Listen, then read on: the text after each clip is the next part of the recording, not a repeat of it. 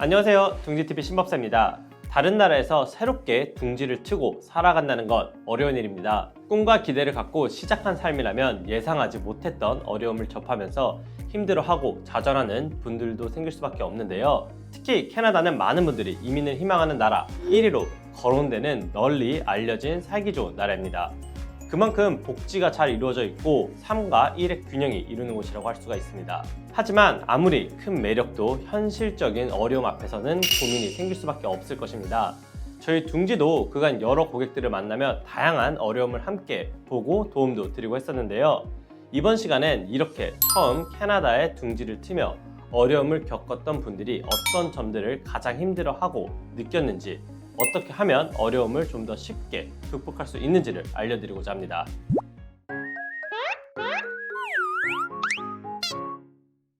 캐나다에 정착한 분들 중 많은 분들이 언어 문제를 가장 큰 어려움으로 꼽곤 하십니다.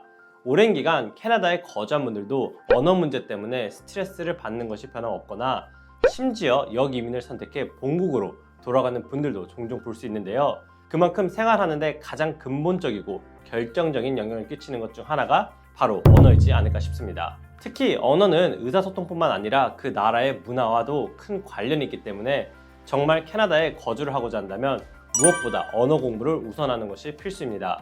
아주 간단한 이야기지만 생각보다 언어 공부가 쉽지 않아서 중간에 포기하는 분들도 많으시고, 영어로 읽고 쓰는 것이 더 익숙했던 분들에게 듣고 말하기는 일상에서 생활하다기까지 익숙해지는 시간이 오래 걸리기도 하는데요. 이런 이유로 캐나다 이민을 결정한 분들이라면 무엇보다 영어를 일정 수준 이상 공부를 해야 한다고 말씀드리고 싶습니다. 또한 캐나다 현지에서 언어 능력을 키울 수 있는 다양한 방법들이 있는데요. 가장 쉽고 빠른 길은 정규 학교 과정을 마치는 것입니다. 캐나다 학교에서 학문, 기술 등을 익히면서 언어 능력도 키우고 문화도 익힐 수 있으니 가장 효율적인 방법일 것입니다. 하지만 학교 입학을 위해서도 언어 성적을 제출하는 등 어느 정도 기본 언어 능력이 필요합니다. 이게 만약 어렵다면 어학원 등을 먼저 이용하는 것이 좋습니다. 캐나다는 이민자로 이루어진 다문화 국가이기 때문에 언어 공부를 할 수 있는 교육시설도 아주 다양합니다. 또 입학 조건이 까다롭지 않기 때문에 이용하기에 어려움이 없기도 하고, 시간을 유동적으로 잘 활용할 수 있기 때문에 여러 선택지에서 딱 맞는 곳을 고를 수가 있습니다. 아니면 어학원도 여의치 않은 상황이라면 캐나다 정부에서 제공하는 이민자 언어 과정을 선택할 수가 있습니다. 캐나다로 새롭게 이민 온 사람들이 정착하는데 어려움이 없도록 하기 위해서 정부에서는 링크 등의 어학 과정을 무료로 제공하고 있습니다. 게다가 사람도 만나고 캐나다를 좀 더 이해할 수 있는 다양한 교육 프로그램도 함께 접할 수 있어서 신규 이민자들이 선호하는 프로그램이기도 합니다. 하지만 종종 지원자가 많아 대기가 길어져 등록이 어려울 수 있으니 캐나다에 정착하자마자 등록하는 것을 추천해드립니다. 이렇게 학업 과정을 통해 익히는 것이 조금 번거롭다고 느낀다면 일상생활 속에서 영어를 배우려 노력하는 것이 좋은데요.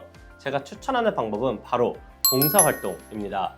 봉사활동을 많이 하면 자연스럽게 사람을 만나고 또 지역 사회에 잘 녹아들어 어울릴 기회가 많이 생기게 됩니다.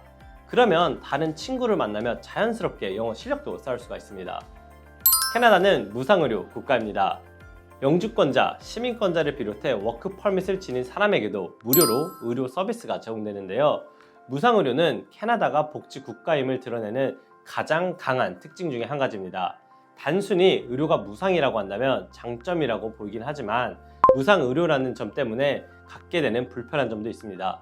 그리고 이러한 불편함 때문에 새롭게 캐나다를 정착한 분들이 어려움을 느끼기도 하는데요. 무상의료의 장점은 어떤 중병을 얻더라도 모두 돈을 내지 않고 치료를 받을 수 있다는 점이 있습니다. 예를 들어 암이나 큰 수술이 필요한 병에 걸렸을지라도 캐나다에서는 그 치료를 무료로 받을 수가 있습니다. 그래서 큰 병에 걸린 사람들이 수술을 받거나 치료를 받는데 주저함을 덜 느끼게 되는데요. 하지만 또 이는 반대로 단점이 되기도 합니다. 병원을 쉽게 이용하지만 상대적으로 대응할 수 있는 의료 인력이 부족해서 병원에서 대기하는 것이 오래 걸리거나 전문의를 만나는 과정이 긴 시간이 소요되기도 합니다. 캐나다는 전문의를 직접 찾아가서 만날 수 있는 것이 아니라 먼저 워크인에 방문해 가정의에게 진료를 받은 후 전문의를 연결해 줘야 만날 수 있기 때문에 곧바로 안과, 이비인후과, 피부과 등을 쉽게 찾아가던 분들에게는 낯설고 번거롭고 오래 걸린다는 생각을 갖게 됩니다. 그리고 실제로 생각보다 조금 더 오래 걸립니다. 의료 때문에 캐나다 적응을 어려워하는 분들도 많지만 또 무료로 의료 서비스를 이용한다는 점을 잘 활용하고 가정의 일을 정기적으로 만나는 것이 익숙해진다면 캐나다 의료 서비스도 익숙해질 수가 있습니다. 또 치료에 많은 돈을 쏟는 어려움과 반대의 점에 있는 장점을 고려한다면 캐나다 의료도 마냥 불편한 것만은 아닐 수가 있습니다. 그래서 예방에 좀 더 초점을 맞춰 자주 패밀리 닥터를 만나는 것을 추천해 드립니다. 마지막으로 외로움이 가장 큰 어려움이라는 말씀을 많이 하십니다. 타국에서 삶 외롭습니다. 모국에서는 가족도 친구도 모두 있지만 말도 안 통하는 다른 나라에서 그런 안락한 삶이 보장되지는 않을 것입니다. 그리고 앞에 두 가지 어려움보다도 외로움 때문에 역이민을 선택하는 분들도 꽤 있습니다. 어쩌면 이 점이 가장 결정적인 역할을 할지도 모르겠습니다. 그렇지만 가족이 그리운 분들에게 답이 없는 것은 아닙니다. 캐나다에서는 초청 이민이라고 해서 부모님을 초청해 영주권을 발급받도록 하는 이민 프로그램이 있습니다. 또는 영주권까지는 과하다라고 생각한다면 부모님과 조부모님을 모실 수 있는 슈퍼 비자 서비스가 있습니다. 해당 비자를 발급받게 되면 최대 10년간 방문마다 5년간 머물 수 있는 임시 체류가 가능해집니다. 그러면 부모님이나 조부모님을 모셔서 생활하는 것이 어렵지는 않은데요. 부모님이나 조부모님이 완전히 캐나다 이주를 꺼려 하시거나 영주권 발급까지 시간이 걸리는 경우에 슈퍼비자를 받아 캐나다에 생활할 수 있어 많은 분들이 찾는 프로그램입니다. 다른 나라에 이주한다는 것은 여러 고민과 큰 용기가 필요한 결정입니다. 그런데 그렇게 힘들게 결정한 이주 후 겪는 어려움 때문에 제대로 자리 잡지 못하고 역이민을 선택하거나 삶의 질이 떨어지는 것은 무척 안타까운 일입니다.